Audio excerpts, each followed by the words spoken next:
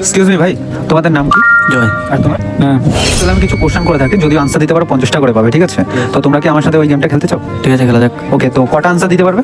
দেখি না। আচ্ছা ঠিক আছে। ফার্স্ট কোশ্চেন হচ্ছে, গরু দুধ দেয়, মুরগি ডিম দেয়, কিন্তু এমন একটা জিনিস আছে যেটা একসাথে দুটাই দেয়, এমন কি জিনিস? গরু দুধ দেয়, মুরগি ডিম দেয়, হ্যাঁ, দোকানদার দুটোই দেয়। Right answer. নেক্সট কোশ্চেন হচ্ছে, কোন জিনিস কাটার সময় মানুষ গান গায়? কোন জিনিস কাটার সময় মানুষ গান গায়?